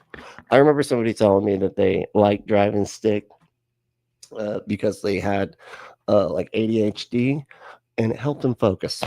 They're like, if you're having to do all this stuff, it helps you focus. I'm like, that's not how focusing more. Hold on. That's the opposite of focusing. If you're having to do all this stuff, you can't focus. What the hell? What? It's like you don't understand focus. You don't understand ADHD. You don't. Never mind. This conversation is completely batshit. Okay, so think about it this way. You've been married to your wife, Wanda, for a long time. 40 years. Ryan, hey, how's it going? What's up? We just celebrated our 40th anniversary. 40 years. We're watching John McDowell debate with Todd McFarlane, the co-creator of Venom and the creator of Spawn. Yeah. Congrats. Just had our 25th, my wife and I. Congrats. Thank you. There's some differences here in this analogy, but there's certain things and rules you have to do to be in a relationship with somebody. And if you don't do it, you can't be in a relationship with your wife. A lot of things. And you've talked about being faithful to her, not looking at others. Can you turn the mic so that you're just talking to how long have you had a show, Sean? Talking to your fucking microphone. In a commendable way. I totally agree with that. But there's laws and rules you have to follow to have a successful, meaningful love relationship. And if you break those, the relationship is done. Dude, oh my God. Now, you described God as being ego. But like, his wife exists, man. Like, this is like somebody having a wife that nobody's ever seen, that they claim magically exists inside their heart, and that she gives rules for him to have to follow, even though she clearly doesn't exist. That would be an apt metaphor. This is not like God does. This is, I hate it when they start doing this fucking like, oh, it's just like your wife thing. Your wife fucking exists, man. She's real. You can demonstrate it. So what's the rule? Well, okay, so let me take a step back. I play sports. I play sports. This is another reason I can't go there, because nobody's told me how the rule book works. Okay, so let me come back to. I go to 10 people. Well, let me come back to the rule book. All I'm saying is you get 10 different rule books or interpretations, subjective, by the way, of the rule book. When we say God is egotistical, if I said, hey, you have skills to do art and I want to Exactly. There you go. It's the candidate. It's the candidate girlfriend from elementary school or whatever. Oh yeah. Oh no, you haven't met her. No. She's real. She's real. She doesn't go to this school. What? No, I mean, you know people at that school. She doesn't go there either. Canada. She's from Canada. You know. give you credit for this art, you're not egotistical to go, thank you. Why does he need? I Why does did he that. need me to bend a knee? He doesn't need you. Okay, then why does he doesn't punish me need for you to not do doing it then? anything. If you don't need them, that was great questioning. If you don't need them to bend the knee, then why would you punish them for not doing it? But if I don't do it, I get punished. There's the circular piece. He doesn't need me to bend a knee, but if I don't bend a knee, I get punished. My Well, children God- get punished. so Somebody gets in punished. part, God Wow. doesn't need anything. All right. And by the way, He just wants to punish you, even though he doesn't want to punish you, because he has to punish you, even though he's all powerful. You see how this is breaking down, Sean? you said you're going to your grave not believing in God. Maybe. No, maybe it's a not. never. It's a never. Okay. It's a never. Damn. Okay. So sounds He is very confident. I kind of like that about it, though. That's pretty neat. like you Here's have what. your Here, mind I'll made give you up. Okay, another. so I'll give you another never. This is let me this is a fix it. cliche when Yeah. people say never say never. I'll give you another cliche. I will never steal an elephant from a zoo, fly it in a helicopter, go to Pakistan and drop it on the heads of 3 children that are bathing in a river. I promise you, I will never do that too. Now you can say never, Todd. I promise you, I will never do that too. I'll never pick up an elephant. That was awesome. Let's do that one more time. Pakistan and drop it on. No, This the is whole a thing. cliche when people So say never good. say never. I'll give you another cliche. I will never steal an elephant from a zoo, fly it in a helicopter, go to Pakistan and drop it on the heads of 3 children that are bathing in a river. I promise you, I will never do that too. Now you can say never, Todd. I promise you, I will never do that too. And all that stuff even exists. He didn't go with like I'll never ride a unicorn with the, that stabs your face or whatever. Yeah, anyway, but I'm going to my grave like this. Like I'm going to my grave like this. Okay. I mean, that's fine. I think you have free will. he's like, well, this whole conversation was a waste. I thought that I didn't. Guys, could you at least have like prepped me that he's never gonna change his mind? Like I wouldn't have invited him. Damn it. Okay. Make those. I don't have free. decisions. It's that's a con, but go ahead. Okay, so let's come back to. We can come back to the free will. Did he just said I don't have free will? Yeah, there you go. Yeah, Todd's on it, dude. And the miracles. Yeah. Would you say you've had a good life? Oh, good one. A great one. Great one. Like you love. I life. love life. I love. Blood Badger. What's going on, dude? How you doing? Live it again if you could do it again. I you'd love rewind the life. clock. I love life to the Okay, fullest. so- And you know why? Maybe I love it. Okay. Maybe so much. Yeah, well, yeah, because Blood Badger said, like, if he doesn't need anything, then why does he need worship? But he would probably be, no, he doesn't need worship. It's not like that powers him up.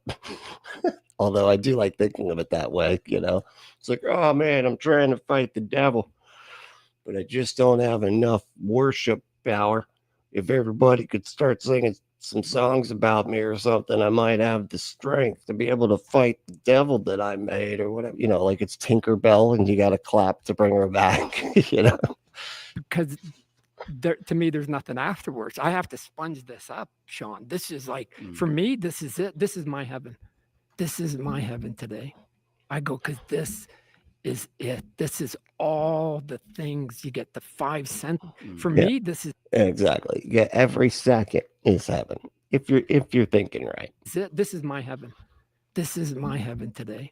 I go, because this is it. This is all the things you get, the 5 senses. I get to hold my wife's hand. I get to hug my children. This is it. I go, wow. I don't want eternity. So I don't what- want eternity. Oh, you don't. Okay. So again, another one we could come back to. I would if eternity is the way What- that what- I actually think the Christian tradition. What is up with him? Like, oh, we're gonna have to come back. Why don't you just follow the conversation where it goes, dude? Like, why you be like, no, we gotta circle back to that. You know, we can't talk about that right now. I have to go in order of whatever I've previously decided in monogamy. Teaches. So the very things we value most in this life, relationships and people, that's what heaven is about, knowing God and knowing For you. others. So For you, I'm just telling you what the Christian tradition is. for And them, that for is- Christians. Well, for you again, yeah, no, he was right. It's your subjective like interpretation of Christianity, because God damn, like he was about to say earlier, which they said they had to circle back to. He's like, I talked to 10 different Christians and get 10 different answers. If you ask 10 different Christians about heaven, you get 10 different answers. Shit, one of them, I used to say that I thought that heaven wasn't going to be anything like anything we've ever even thought of. You know, it's going to be like, you know, streets of gold and stuff like that. It's just because we value gold. And so, like, we, you know, we're just kind of making something up to like give us the same emotions that, like, hey, if you haven't, even though I don't know why streets of gold would matter at all. Who gives a shit? Can you spend it? Can you go down and like chisel a piece off of it so you can take it down to the fucking comic store and buy a special issue of Spawn or something? Like, what? Is that anyway? But like I said, it was just flickers of light. I was like, we're just little flicks of light that are just, and it's all just beautiful, and we're just basically like the light rays of a rainbow, just existing. Whee! You know, just that's what I literally used to say. Is my interpretation of heaven. So don't tell me it's the fucking Christian whatever, you know, answer. It's not. It's for them. That's what I believe. right. That's what we I'm understand. saying, right. I got it. Is I don't need. I reality. don't. Got it. Yeah, that you could, you know, you don't have to. All right. Got it. And so I'll let you God's- have that. I don't need any of it. So, yeah, So- that's fine. so No, done. I'm It's explaining so what I funny. think the Christian like it. tradition teaches. If you reject it, totally fine. Yeah, Is that I don't God's need it. I not- don't reject God's it. I don't not- reject it. I don't need it. I don't have a want for it. Okay. And I know that. I know that's hard for people to I don't reject it. I just don't have a need for it. I don't want it. comprehend. I understand. I actually even understand it. What? Why wouldn't you want to be with your children forever? Why wouldn't you want to see your family? Why? Well, like, I get all of it. I get. It seems odd. I'll tell you why. Because right now I do have my five senses, and nobody has ever proven, and it's unprovable that there is going to be the five senses thereafter. I also don't want to get in debate that somebody's cloud's bigger than somebody else's. So I don't really want to get into, oh my gosh, I got to deal with humans again, right? Like, we have enough agendas. What's the agenda when we get up there? They're like, my cloud's bigger than your cloud. Oh yeah. Well, my cloud's got look, that one's got some rain falling out of it. What's yours got? Yeah, that's what I thought. Yours doesn't have much. Does it have lightning striking out of it? No. Well, get a new cloud. You know, I saved up for my cloud. Jesus. So if we have cognizant thought, all the flaws of humanity come back to us. But even more torturous to me is that we don't have the five senses, and I do not get to hug my children again. If you told me I had to spend eternity and never hug my child again, you know what that is called to me? Hell. So you That would think be heaven hell. is just like immaterial? I don't know what mean, heaven is. What Christians believe, because Christians, I'm just telling you what we believe, and I could go into some of the evidence if it interested you why I think this is true. But is it cognizant? Oh, that's a good question. I'm gonna have to put that in the next poll. Except I guess it would have to be a like a fill in your own answer kind of thing. Is it a song about Brentley would be called S&M Airlines? No, I don't know. But Is it thought? Is there what? Cognizant thought. Yeah. There's thinking immaterial, Ouch. and there's physical bodies. That's in part Jesus' resurrection, defeating death, and the new heavens and new earth will be. Oh my God. Okay. We might have to return to this. This is actually far more interesting than I thought it was. I guess I'm gonna save the Joe Rogan clip for another time because this took up all the time. but I really do like these kinds of conversations. And Todd McFarlane is fucking doing a lot better than I thought he was going to. Let me just put it that way. And Sean McDowell is doing a little about as much as expected. You know, nothing surprising coming out of that guy. But hey, thank you for hanging out. And if you want to play with things, hanging out, love you, Bob. Go to adamandeve.com. Enter code word Brentley at checkout to get 50% off almost any one item. 6 free movies, 3 free gifts, and free shipping on the whole order. Go to adamandeve.com.